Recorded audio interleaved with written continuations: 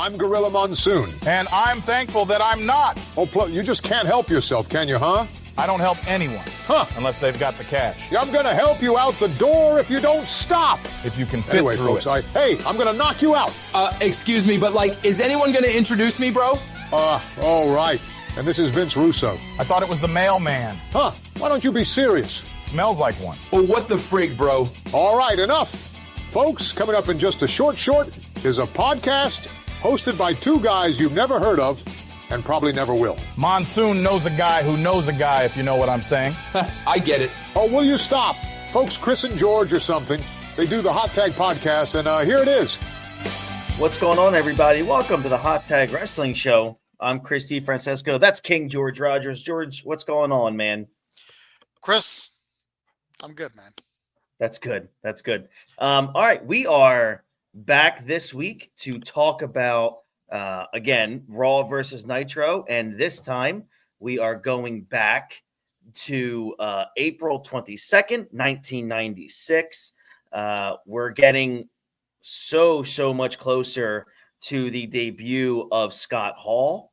And what are we, 2 weeks away? Right? May 7th. Was it May 7th, 1996? I thought it was later than that. I'm probably wrong. Scott Hall debut, WCW. I mean, you basically we're about a month out. Yeah, because I think it was later because the curtain call. Right. Because the curtain call has to happen first. Yeah, we are a month out of the debut of Scott Hall and WCW. So as of right now, like we've been talking about, Monday Nitro is just basically just a feeding ground for Hulk Hogan as of late. And we'll get into more of that this week. On the WWF side of things lately, George, it's just pretty much a hodgepodge of things. We're just got wrapped up with WrestleMania 12, then In Your House, Good Friends, Better Enemies. What's your grasp right now on the storylines and where they're going here in late April of 96? The thing is, I don't know where the fuck they're going. Mm-hmm. That's the problem. Mm-hmm. And it's a tale as old as time, a song old as rhyme. That's right. We got to WrestleMania. Now it's just like Vince does his usual like post WrestleMania, like week to week hodgepodge booking. We've seen it for years. It's like I said, it's a tale older than time. Like especially at this point, like they'll have the King of the Ring coming up in June, which they don't even know, which they don't even realize at this point what a fucking turn point that's going to be. Right. Not instantaneous. No. But it is literally it is the match that lights the fuse. Mm-hmm. Like the fuse is slowly getting there, but that is the event where like everything is going to turn around where everything is basically going to turn around for that company. It's going to take longer than you would think, but when you look grand scheme, I mean, maybe taking the long way was the smart play. Yeah, slow and steady, and steady and won this race. Well, you and I talked about before how it's kind of crazy that at King of the Ring, Austin cuts that promo, and then Austin's like barely used for months after that. Like he's not skyrocketed into the tippy top spot right away. He's still meddling around in the mid card or so for months. It almost kind of makes you wonder, and I mean, not spoiling anything that's coming up that we're going to review. This shit's 29 years old at this point. Yeah. If you don't know it by now, then I'm sorry, you're not a wrestling fan. I'll call you out, and we'll call it like I see it. Mm-hmm. Have you seen like the meme like where it's from Wolf of Wall Street where they're with the guy sitting on the phone and they're like looking up and they're like, holy shit. Yes. I feel like that was gorilla position when Austin cut the 316 promo. I'll tell you what, what's funny? I think for everyone, it was probably like, yeah. I mean, I think we both have heard stories like everyone else was like, oh my God. And Vince was like, I don't see it. Until the Austin 316 shirts came around. And I feel like that is probably what's going to be etched on Vince McMahon's tombstone is I don't see it. I don't see it. Because like, how many times has Vince like eased back on something that eventually turned out to be money? As in Daniel Bryan. Yes, You sir. know, the fact that he wanted Mark Jindrak instead of Randy Orton. No, it's Batista. Instead of Batista, so we can probably rattle off a lot of instances where we probably have that's been said. I mean, like I feel like the only thing Vince like saw from the start, and he's like, "Oh, this is gonna be great," was Hulkamania, and that was his only thing. And then everything else is just like, because like even with Shawn, he waited too long with Shawn. He did. Shawn should have beat Diesel. Oh, at WrestleMania 11. Yeah, 11. I agree. Yeah. There was no need, especially when you saw what Diesel's run was going to fucking turn out to. I mean, 95 was a bad year, right? Regardless. But especially when you saw what Diesel's championship run turned into, it's like, well, this was just a big fucking nothing burger. I know. Which will be on Kevin Nash's tombstone. That's right. Here lies Big Lazy. He was a nothing burger. Here lies Big Lazy. Never really drew a dime. Let me I'll start with you because I know you told me you wanted to rant about something, and I love the topic because it's a hot item right now within the wrestling world, and it's so hot. Steam looks cool, right? That's a tagline. That's a good one. I stole that from Zero to Hero. So okay, you stole it. That's very good.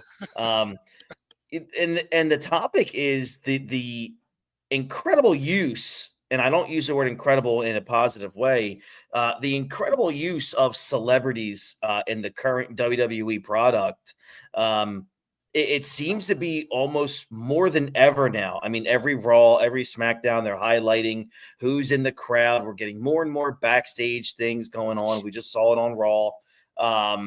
There's more and more people coming out against the likes of Logan Paul, or eventually, we've been hearing Bad Bunny is going to be wrestling for about 3 years now, and it hasn't happened, but his name keeps getting thrown out there.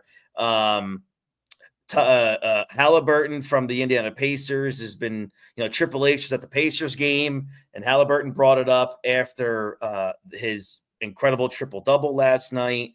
So what a fucking stud, man. Dude, I watched the end of that game.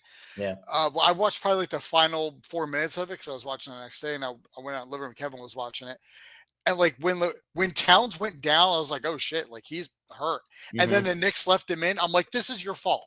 Mm-hmm. This is why you lose games." I agree.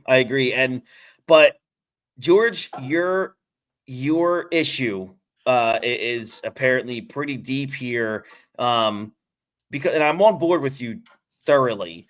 What is your beef? The floor is yours on this one. Go ahead, explain to us or pour out your heart, as it were, about celebrity use in the current WWE product. The thing is, like, with the WWE, the way Vince has always presented it and always looked at it, it's an entertainment company first. And like the sports entertainment is just like the byproduct of that. So yeah, like, and even going back to the first WrestleMania, you draw out the celebrities, Muhammad Ali, you got Mr. T wrestling in a match, you get all these, you get everybody that wants to be a part of it, and I get it. Like I have no real issue with celebrities going to wrestling events. Mm-hmm. Hey, they're in the crowd for a WrestleMania or for Survivor Series or SummerSlam or something like that. You want to highlight them, like, hey, Macaulay Culkin's in the crowd. I don't give a shit where he is. Put the camera on that man every single time, because that dude gets a bigger pop than 80% of the roster. Right. Which is saying something, because Home Alone was 35 years ago. 35 years ago, yeah. I'm going to say that with a fucking exclamation point. That's your daily reminder. Take your Advil. That's right. Especially for our generation. Take your baby aspirin. But it seems as though over the last probably few years, maybe the last couple of years, they've been leaning so hard on celebrity involvement. Mm-hmm. It's one thing to, like I said, Macaulay Culkin's in the crowd, fine. Like Freddie Prinze Jr. is there. You want to show the camera on him. You got Will Friedle and Daniel Fishel from Boy Meets World are in the crowd. Like, fine, awesome. But when I'm getting backstage segments with like Bert Kreischer and Tom Segura and fucking Andrew, what the fuck was his name? Dice Clay. No, oh, dude, dude, Dice Clay is tailor made for WWE. I know.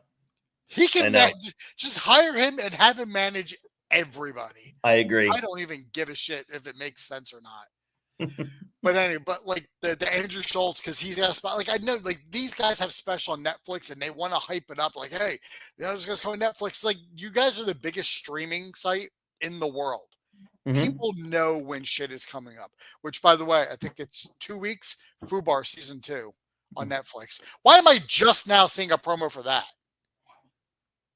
But I got like Tom Segura and all this shit I'm seeing on TV. Mm-hmm. Tom Segura, who by chance, everybody, has been on record calling pro wrestling fans retards. Yeah, like I saw like the video. There's the one guy on Instagram. You might follow him too. I think his name's like DeMarcus Leroy. I'm sure I'm getting that wrong. Mm-hmm. But he's the one that always like puts in the video where he throws Prince's from the Kiss song. Yes, yeah.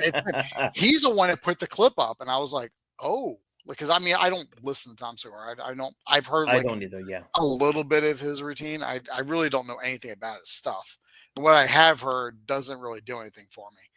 Yeah, my stand-up comedy taste is a little different for the people that I like. You know, I'm Carlin and Pryor and like Bill Burr and Titus and Mulaney and all that. Like I think they're great. Like you got just guys going up there just being fat. It's like that's awesome. But I'm laughing at you before you even open your mouth. The video of him where he's running down wrestling and wrestling fans, you know, it's if you like it, like you have to be retarded. It's like, first of all, we know, we're aware normal people do not function like this and obsess over a TV show. Right. I mean, well, they do. I've seen these women who are into the Real Housewives shows. Oh, yes. That I was saying, but what wrestling is for guys, especially guys, because of the high demographic, that's like housewife shit for us, like for women. That's so, but like for him to just go and like say the retards, it's like, dude, like I've seen some of your stuff. It's not exactly a high bar. Right. You're trying. It's like, because you basically have to be on the same level for him as well. Mm-hmm. But I don't need them in backstage segments. I don't need them taking up TV time. I do not need Logan Paul injecting him, you know, getting thrown on my TV when guys like Karrion Kross are sitting in the back, just fucking doing nothing, cutting promos on social media. You know, the tag team division on Raw is so ass. Yeah. You really only have 3 fucking tag teams. Mm-hmm. Like you can't just, instead of having Logan Paul come out and do the exact same promo every time he comes out. Right. Like, agree. You can't just have a backstage segment with a couple guys who aren't doing anything. Mm-hmm. Throw them together on a tag team. Start building shit. Or how about this? Throw some real effort behind the fucking storylines that you have now. And that's another problem that I have, which I mean, that's a whole separate thing altogether. And that's really just about how boring the product is. The matches are good. Of course. Don't get me wrong, but there's nothing behind them. That's my point too. And it's been this way for a long time, George, where sure, there's these athletes put on incredible matches weekly all the time, but there's zero story, there's zero psychology. It's just matching move for move. Yeah. And it sucks because, you know, we watch these shows from 95, 96, and, you know, even we remember the Ruthless Aggression era, which wasn't really that long ago. And you could just watch a match back then and be like, oh, okay, I know what story they're telling. I know where they're going with this. We just don't see it now. And it's just spot after spot after spot. But like you're saying, everything just ends up being kind of nothing. There's no real solid payoffs. It's like, it's like, what's the stakes? I need stakes. Exactly. Yeah.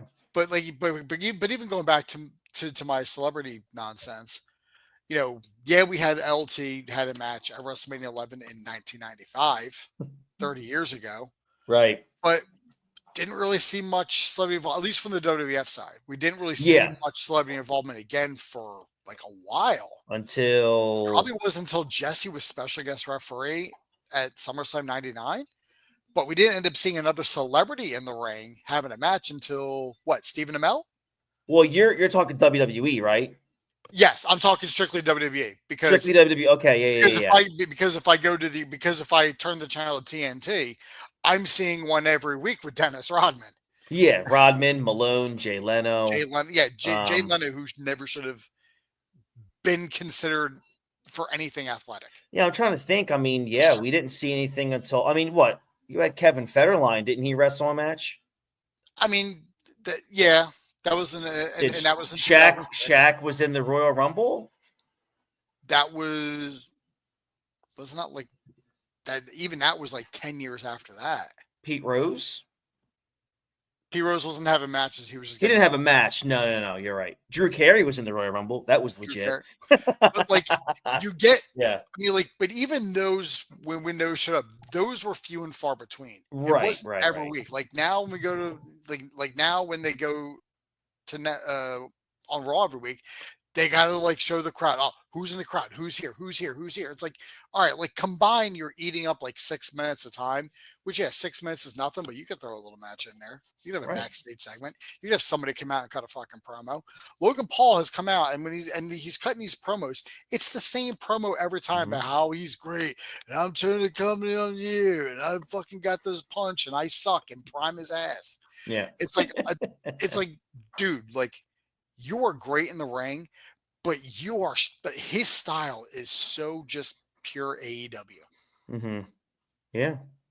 Like I agree. If I'm sure if they were willing to throw up the money, to get Prime as a sponsor, which I don't know why they don't just try to get big name sponsors anyway. It might help. It might actually help them make some money. Yeah. But it's he does not, his work in the ring, like it translates here, but it's like, dude, like I'm seeing all this shit that like Ospreay and Ricochet and like Kenny Omega, it's like they're and Adam Page, like they're doing all this shit on a whole other channel, and they've been doing it for longer. And this is the only time I'm gonna fucking praise AEW. But those guys deserve the TV time that they get. Logan Paul just comes out and talks. He doesn't even have a fucking match somewhere. Just comes out and runs his fucking mouth. And I do not need to see him in a tag match with John Cena against Jey Uso and Cody Rhodes. Well, TKO does because, Prime. But that's the thing. And with TKO, it's all about money and exposure. So they're going to so in case like some celebrity does show up, they're going to like wheel and deal and hook and crook and make sure they get a front row seat and they get a featured spot on TV or they get like a backstage segment with Sheamus or something or some nonsense like that. It's like, let's remind everybody where WrestleMania is going to be again next year. Yeah. Fucking Vegas once again. This stuff plays into it. And almost like I said, and I think it was like I told you in text message or I said to the group where I was like, it feels like they were mad that they didn't hit like the profit goal that they thought they were going to hit. Right. Because Mania didn't sell out. We know it didn't. Nope. But I feel like because it didn't hit that profit goal, like they took it personally. It's like the Jordan meme where it's like, and I took that personal. So they're going to go back and like run it back in Vegas to try and do it again. It was one thing when they did Atlantic City back to back at WrestleMania 4 and 5. Right. Because that was 1988 and 1989. It was still like wrestling was still a taboo thing at that time. Yeah, very much so. And Boardwalk Hall was also a fucking hot joint to run a show. Yes. It hasn't been since then. No. No. Looking at some of the celebrities that we were talking about, I mean, Mr. T from WrestleMania 1. You had, like you said, Bam Bam, WrestleMania 11. I'm sorry, Lawrence Taylor. Butterbean in Brawl for All. We don't talk about WrestleMania 15. That's right. And then you have Floyd Mayweather, WrestleMania 24, Snooki, WrestleMania 27.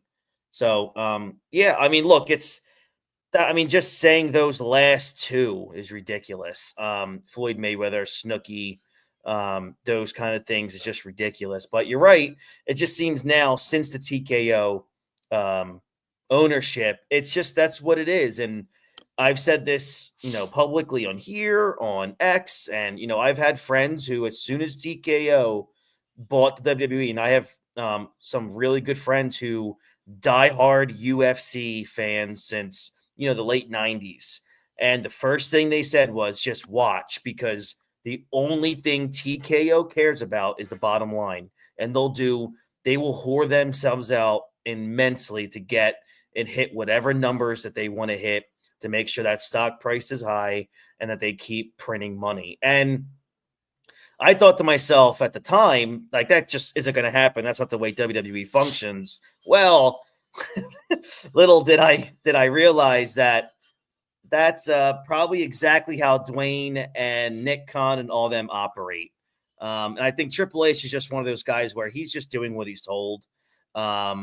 Again, you and I have said before, we're not sure how long Triple H is going to be in that role, depending on how things go. I mean, you and I said it. If TKO can find someone right now that they can completely control and just put in that spot, I think they would do it. Mm-hmm.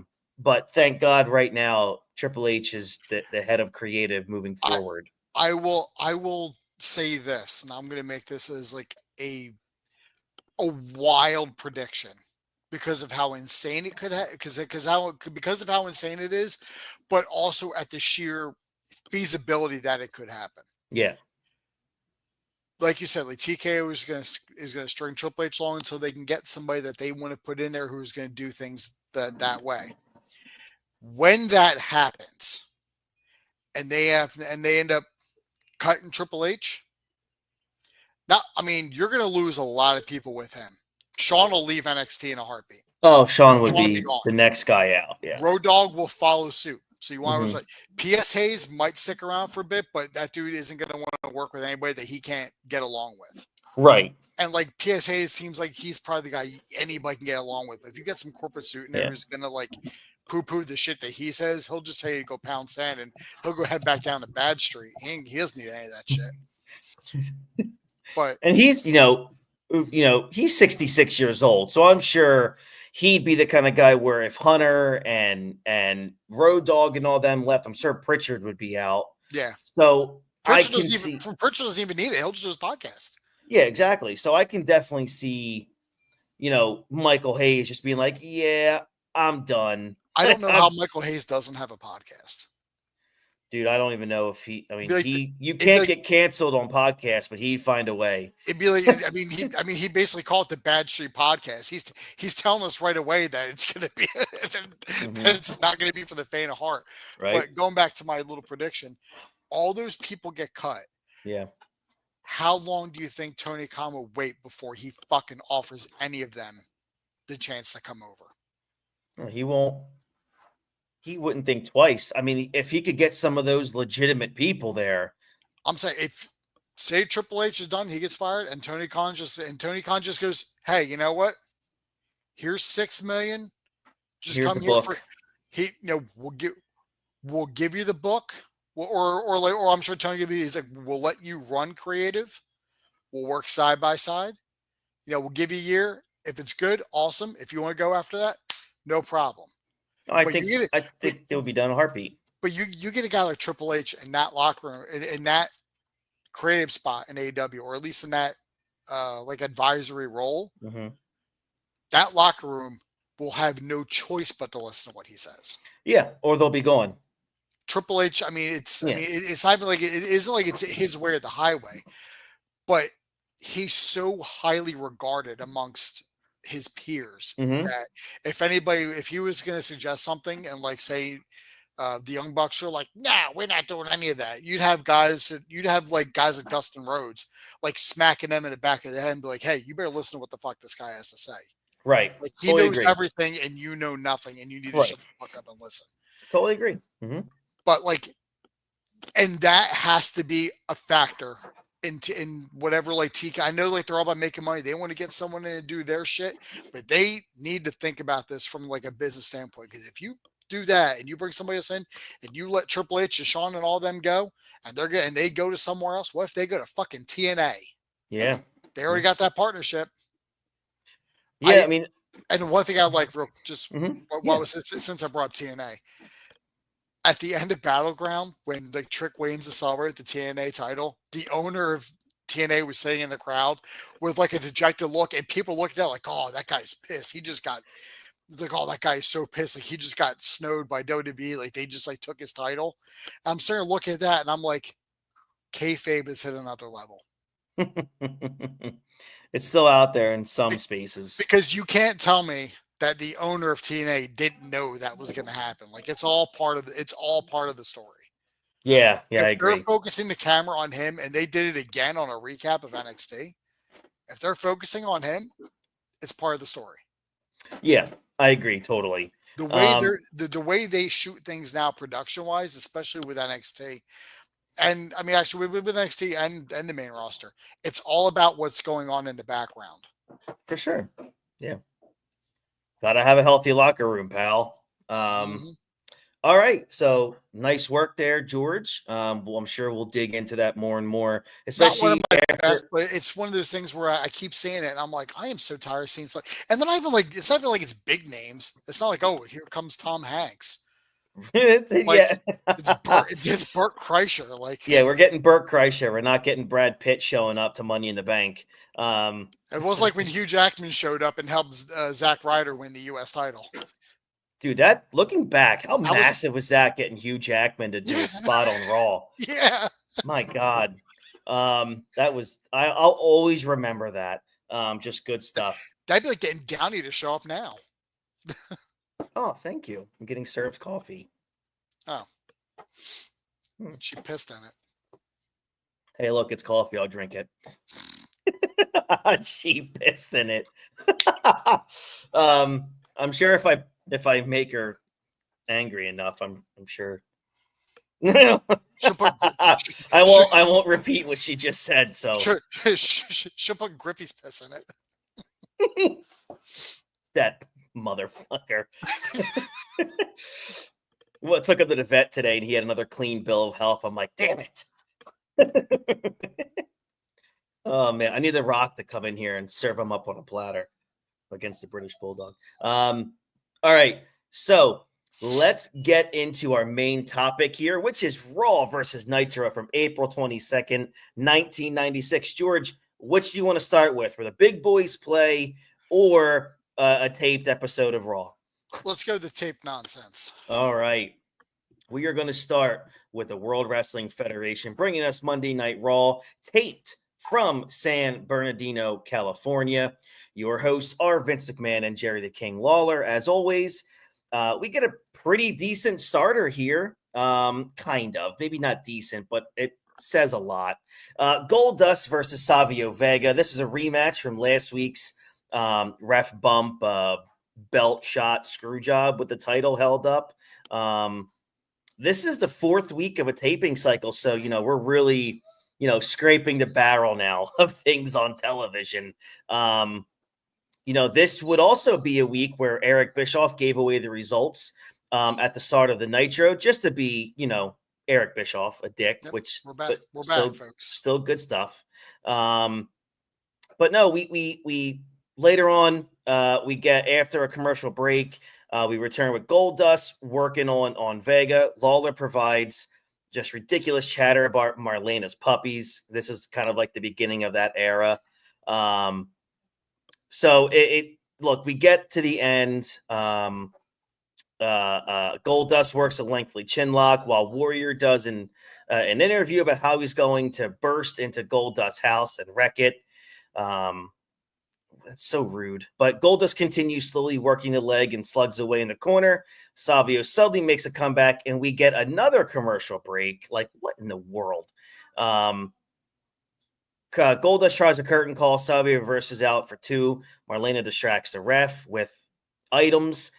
Steve Austin appears to waffle Savio Vega with the $1 million belt, which gives Goldust his own gold belt back at 15 minutes. So, one ref distraction or belt screw job is resolved with doing another screw job with the belt. George, this was awful. And this went 15 minutes on a 1 hour program. So what'd you think about it? The match they had last week was better. Totally agree. Totally agree. The I mean, match last week was a match. I mean, I did like seeing Stone Cold show up. Of course. Yeah, for sure. But hat on a hat. That's right. That's right. So we get another barn burner after this. Vader versus Fatu. Joined in progress after the entrances with Vader beating on Fatu. Fatu gets a couple little offensive shakes back, cuts him down with just an awful looking diamond cutter like move. Fatu goes to the top with a flying splash, but Vader no-sells it and then kills him with a clothesline. And then he debuts the Vader Salt at just about 2 minutes, a complete squash. This was just an incredibly weird feud, George, because the entire thing was built up without Razor Ramon ever appearing on TV. So, imagine if they tried to do that for a WrestleMania. That would just be, oh, never mind. Yeah, but it's also worked better when they did that. I know. What was your thoughts on Vader looking like a monster here? I mean, it continues Vader looking dominant. Yeah. So I'll take it. And this is back when Vader gave a shit. And yeah. Could go a little bit. He hasn't been not much longer left of that. He hasn't been mentally broken down by the backstage politicking of Shawn Michaels. Yeah. So, he's still good here. And listen, I love Vader. I don't care if he was stiff and connected with every single punch he threw. I don't care. He was a fun guy to watch. But he's he's basically is pro wrestling. He's the larger than life star that you go to see. You don't see somebody like Vader, at ShopRite or at Wawa or something. You see guys as fat as that, but not with the aura that Vader has. And that's what it is. When I hear his music, I get fucking hyped. I'm here for it. See, that was my favorite part of Vader. With Vader, I am every bit of what Bruce Pritchard made famous of, but then the bell had the ring.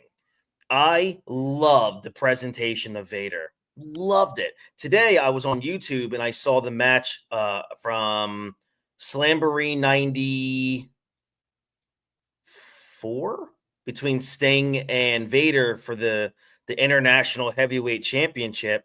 And I thought Vader was actually pretty good in that match. He almost literally killed Sting a couple times. But man, that entrance with Harley Race, I'm like, God, Vader just looked larger than life. At that moment of his career. That was probably peak Vader. But yeah, I agree. I just wasn't a fan of Vader once the bell rang. Nothing against him. Yeah. He's not supposed to be a catch-as-catch-can stud. No. He's supposed to be a monster. And what was great about Vader is because he was such a larger than life star, the crossover appeal. Dude was on an episode of Baywatch. Yeah, he was. Boy Meets World. Mm-hmm. The dude showed up on other shows. I know. It was kind of great. The guy encapsulated what you expect to see from a pro wrestler. And I thought, his appearance on Boy Meets World at the time was huge. It was massive. That was a big deal because Boy Meets World at that time period was one of the top shows on television. TGIF, it was a staple in the TGIF lineup. Absolutely. And that episode specifically is still super highly regarded and talked about when you're talking about that show. This was what it was. Again, no big deal. It was basically to make Vader look like the monster that he was. Meanwhile, in Germany, the British Bulldog attacks Jake Roberts, and then Jake DDTs him and puts the snake on him. Vince is like, he's just giving him a taste of what Bulldog might expect at the pay-per-view this Sunday. Jake kind of perverted. Jake had already hit his finisher and put the snake on him. So what is left for the fans to see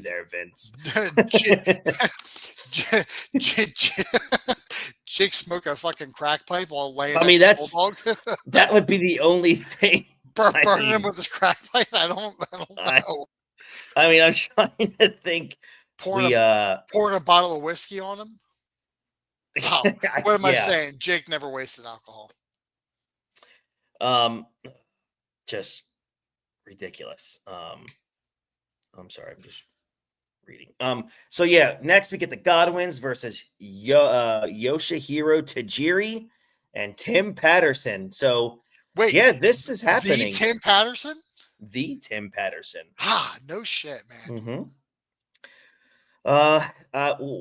Whatever. I mean, the Hog Farmers finish Patterson with a slop drop at 4 minutes. The Body Donnas come in, they attack and slop Phineas.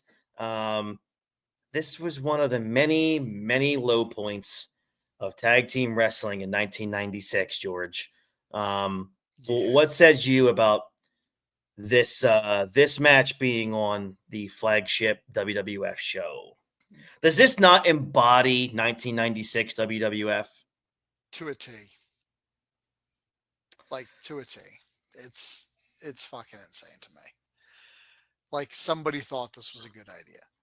I mean, honestly, with Tajiri, we know life gets much better for this man. Yeah. Tim Patterson, we never saw him again. He disappeared, probably eaten by Pennywise. I would assume. I would hope, because clearly it wasn't like, oh my God, he's Dave Bautista. Like no, you're a fucking nobody. But this was so par for the course for Raw at this point, is just a couple squash matches thrown in just to kind of make the fans happy. But at this point, like, we're at week 4 of a stretch of TV tapings. Yeah. How much more do they really have to send out? I don't know. And you got people over in Germany too. Well, actually, no, these are all tapes, so they'd be there anyway. But like, they're not on TV, so they have to weave that fucking storyline in there too. Right. I'm looking at some things here. I'm trying to look at his history. I mean, he's basically done with the WWF after April 27th. So basically, like the weekend after this show, he on Superstars, he loses to the Bushwhackers with Dave Starr. So, and then that would be it. So yeah, like, I'd never heard of this dude until this. Never. Wild. All right. Next is Mankind versus Aldo Montoya. They show clips of Mankind attacking The Undertaker, which seems like forever ago, but it was at the same taping schedule. So these just 4-week cycles are just brutal for television. Aldo gets a surprising dropkick. Mankind proceeds to beat him down in the corner, followed with that running knee, which I always loved. Mm-hmm. Mankind pounds away as we get to a commercial break. Really, we have a commercial break for this match. It's crazy, but whatever. We get a pile driver and the mandible claw finish at 5 minutes and 30 seconds. I always love the touch of that creepy entrance music with Mankind and then the calming piano music when he won. That was so different. That was really cool, really unique. That was also. Funny thing is, like, we actually have not seen anything like that since. No, that was one and done. I mean, we have not heard something like that since. That literally only worked for Mankind. Yeah.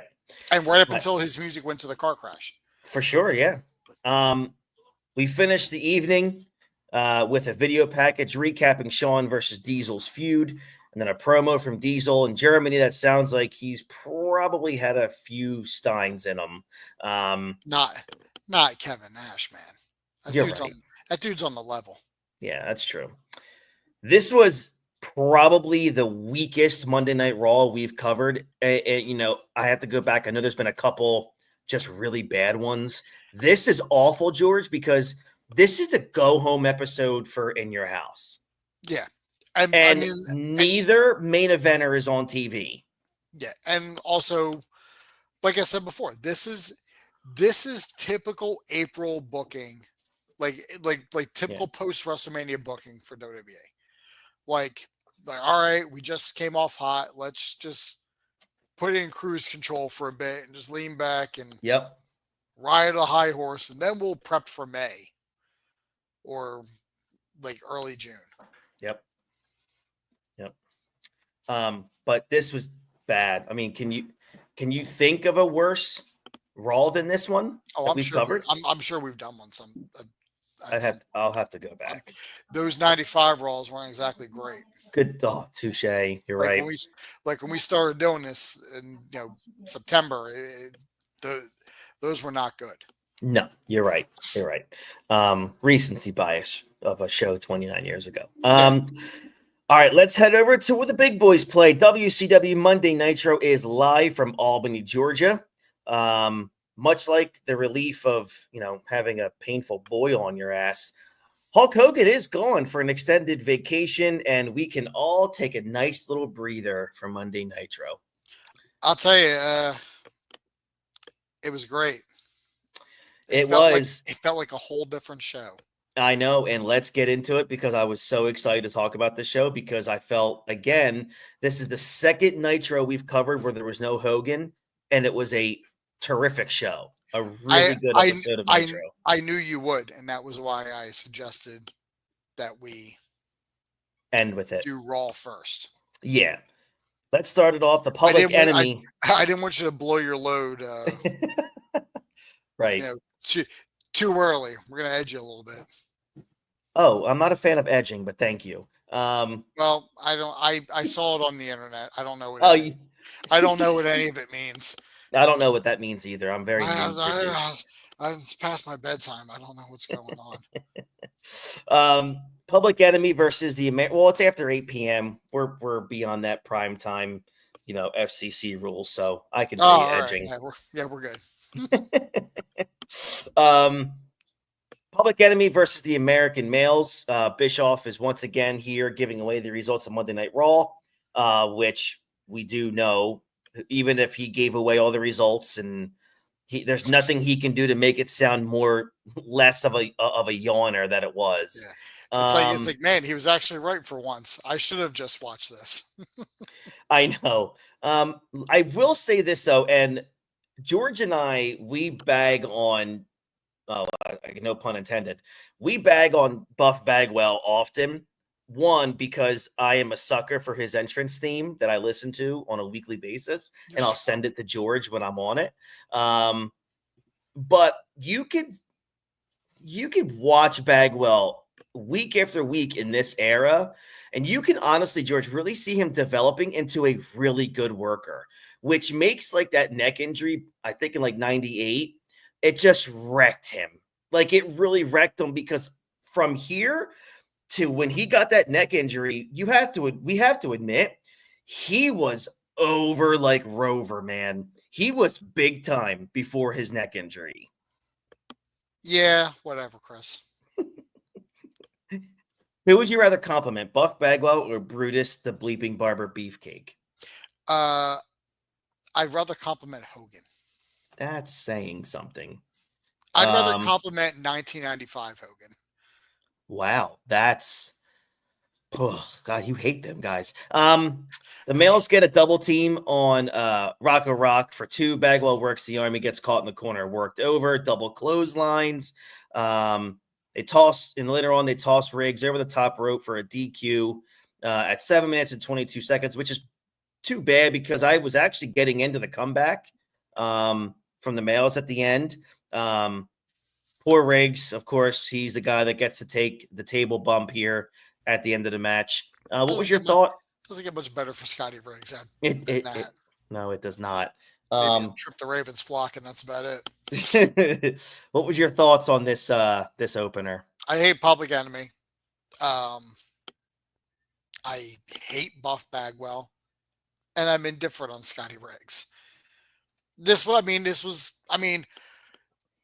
At least we saw 2 actual tag teams face each other, as opposed to the other show, where it was a tag team and 2 jobbers. Yeah. So there's that. I mean, I don't like Public Enemy's style. Even when they're in ECW, I'm like, you guys are still shit. Yeah. Like, they've been trash everywhere they went. especially in WWF, because Farouk and Bradshaw put that shit out real fucking quick. It's like, oh, you're not going to do the job? The hell you will. The hell you will. Next up is Eddie Guerrero versus Chris Benoit. Hey, wait, whoa. Hold on a second. Are you telling me that on this episode of Monday Nitro, we have an appearance from Eddie Guerrero and Chris Benoit? That's correct. You know, my response to that is Hogan's not in the building. So let me ask you again. I sometimes forget after we cover a show what was on. Is this the first time we're really starting to see like the Eddie Guerreros start popping up weekly on Nitro? Well, one would hope so. Because I know just a couple weeks after this, like it's like the first time I remember seeing Dean Malenko on Nitro. So it's all coming here. I don't remember the last time Chris Benoit was on Nitro. When did Dean Malenko debut? Well, we've already seen Dean Malenko. Okay. We've seen him already. September of 95 was his first match. Yeah, we've seen Dean Malenko already. Okay. And like Benoit has been like persona non grata for fucking ever. And Eddie was basically regulated to Saturday night because we have to fit in a fucking Booty Man segment. Yeah. But yeah, I felt like this was like the start of when we started seeing the Malenkos, the Rays, the Eddies, Psychosis, Juventud, all these kinds of guys we really started to see here in April of 96. So I was so happy to see this. It's not much of anything. Mean Gene does a first round draw for Slamboree, and shockingly, Savage and Flair are forced to team up. Eddie chases Benoit, threatens a dive to start.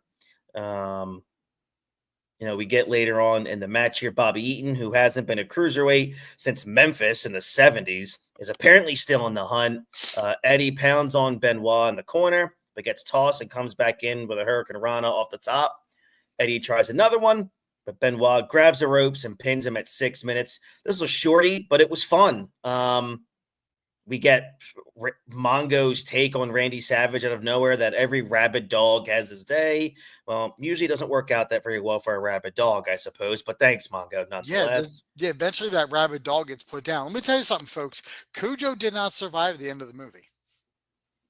That's correct. He did not. At least I don't think he did. It's been about 25 years since I've seen Cujo.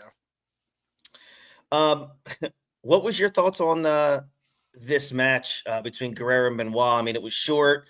They didn't get a real chance to really shine here. I mean, look, we'll see plenty of Guerrero and Benoit classics, but what was your thoughts on this one? You give him 5 minutes, you give him 50 minutes. It doesn't matter. It's Chris Benoit, it's Eddie Guerrero. Yeah. It doesn't matter like what the rest of this fucking show is. This is already the best match. This is already the match of the night. Isn't it crazy that within like 10 years, both of these guys are gone? It's crazy that within 9 years of this, Eddie dies. I said within 10 years. Well, it'd be 11 for Benoit. Was it 11 for Benoit? Yeah, 07 was Benoit. Yeah, but still, so even that, like these guys are not going to see, these guys are not going to live past 40. No. In fact, I think Benoit was 40 when he died. So I think right here at this match, I think Guerrero is 29 years old. So that's kind of right. Because he was 38 when he died. Yeah. It's funny because he looks 38 here because of the damn mustache. Yeah. Well, if you ask Conrad Thompson, 38 years old in 1996, who cares? AJ Styles is 44. Yeah, because 1996 and 2015 are, or 2025. I was watching Back to the Future. Like they're the same. Oh, like the same things happen. Yeah. Because AJ Styles for a decade had the same road schedule as everybody in the 80s and 90s, right? Yeah. Benoit was 40 because he died a month after he turned 40. Yeah. Oh my gosh. Crazy to think about, but nonetheless, we won't talk too much about that. Speaking of which, Mean Gene brings out someone from WCW's head office to confront Randy Savage for his recent actions against Flair. Severe ramifications. Fuck, Yeah, he didn't do a fucking thing. I agree. I mean, this guy should see a psychiatrist for standing there like a stupid person. But nonetheless, personally, I would not want to give an angry Macho Man his performance review. I'm just saying.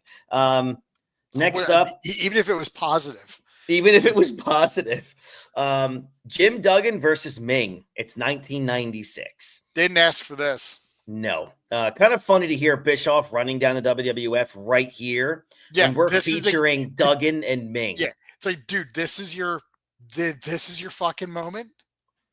So bad. You know what? This is him running down WWF like while this is on is a and this is me saying this. This is a Cowboys fan bragging about 5 Super Bowl trophies while they're losing 49-2. Like it's like, dude, like pick your fucking moment to like. You should have done that during the Benoit and Guerrero match. Yeah, I agree. That Totally makes agree. sense. Not when I'm watching. I mean, I'm not gonna say a bad thing about Ming because I don't want him coming after me. Yeah, he'll find you. Yeah, like so I'm not gonna say anything negative about Ming and say that everything that was wrong with this match was Jim Duggan. And I'm trying to figure out how like Samoans and Tongans have the hardest head in the world. Mm-hmm. But Jim Duggan's taped fist knocked him out. Oh man, you're right. Because he's all about the USA, dude. Is that their USA territories? That doesn't make any sense. But okay, we didn't know that in '96. Nobody owned a globe or a map. We were all still drawing sketches and shit out. This was I just can't believe that it's here. All right, he's bad. I know. Wait, I don't mean any disrespect to Jim Duggan, but even in '96, this dude was past his fucking due date. Yeah, very much so. Main event time: WCW World Tag Team Titles, Sting and Lex Luger versus Ric Flair and the Giant. Randy Savage continues his path of rage by attacking Flair before the match. Security hauls him off, as indeed this storyline has gotten immensely more watchable without Hogan around, which is pretty amazing, isn't it? It is. It's weird. It's like people are allowed to do things. I know. It is kind of wild. Although granted, I still don't know why this Savage and Flair feud is going on. These guys have been feuding since 1992. Yeah. There's no resolution. No, there never will be. Back in the match later on, Flair cannot overpower Luger. He gets destroyed as usual. He's clearly Flair has his fun boots on this week, getting beat up by the baby faces. Unlike some other blonde world champion, there's a guy who is clearly secure in his position. Sting with a superplex that sends Flair out of the ring. Or Sting he's so drunk he doesn't realize it. That's probably a good point as well. We get later on to the match. Sting dives with clips to the knee of the Giant, desperately trying to break the hold, and then finally kicks his arm to force the Giant to release. What a great spot to put over the power of the Giant, though. That was really good stuff. And then we get to some bullshit. Woman gives Flair a cup of coffee. Now we go to some bullshit. Yeah. You said it so nonchalant, like we should have expected it. Woman gives Flair a cup of coffee, but he accidentally throws it in the Giant's eyes. The ref calls for the DQ at 7:27. And that mistake would cost Flair a lot more than just a match, of course. Just an awesome moment as Giant challenges Flair, who hides behind the announcers and accepts the challenge, then notes, "Next week, I'm going to kick your big ass," before running off in terror after he realizes what he just said. That was good stuff, but why did we have to ruin the entire main event with a single cup of coffee? Chris, I have a lot of questions about this match, and maybe you can clear them up. Admittedly, I'm not the smartest man in the room, even when I'm by myself in a room. I'm aware of this. But this match was for all the titles, not the U.S. title. We haven't seen that on TV in a while. I don't know if it still exists with the company. Mhm. Nobody knows. It's all mystery. So if Luger or Sting if Sting gets pinned, Giant and Ric Flair become tag champions. Right. If Luger gets pinned, whoever pins Luger becomes a TV champion, and that team wins the tag titles. Right. Whoever pins Flair becomes world champion.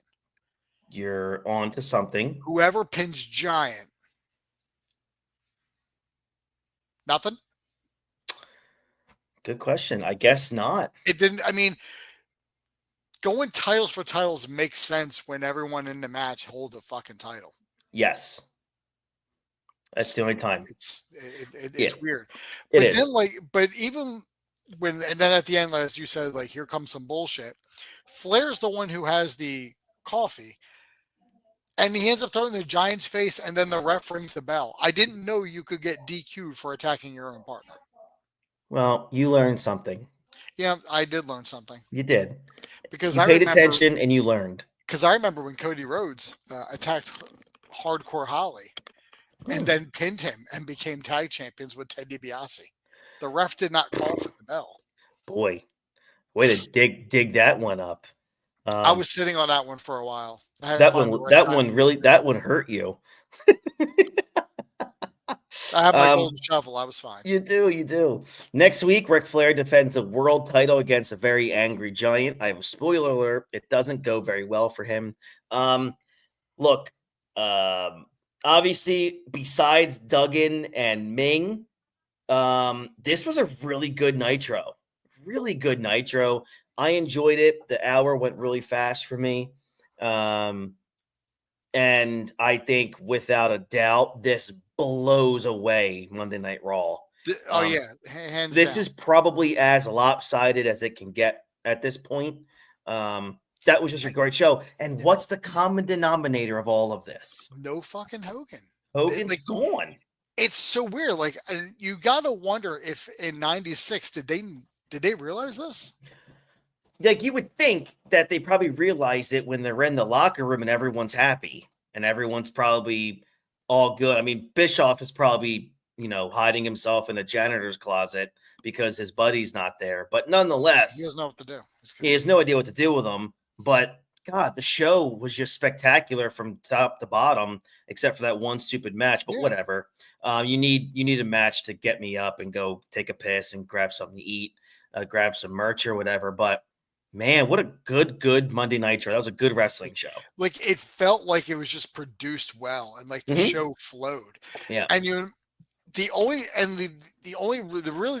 other things I didn't like, which I thought were just trash, was I still don't like it to this day, is the Lethal Lottery, tag teams that they were doing. Yeah. That was an absolute waste of my fucking time and energy. Right. Yeah. I agree. We got Gene out there with the girls, and they're like, "Oh, pick this. I'll open this up." And Gene doesn't know how to open mail, apparently. Because I'm watching him struggle with that envelope. I'm like, dude, really? Come on, man. It's paper. It doesn't matter. Whatever's written on that card isn't what you're gonna fucking say anyway. It's all memorized. I know. I know this shit's all planned out. It's so I hated that because it was just here we go. I just had a good match, or I'm excited for something coming up, but here comes Gino to waste my fucking time. Yeah. But hey, I would still rather take that than have Booty Man and fucking Hogan come out and cut the same promo that they've been cutting. Mm-hmm.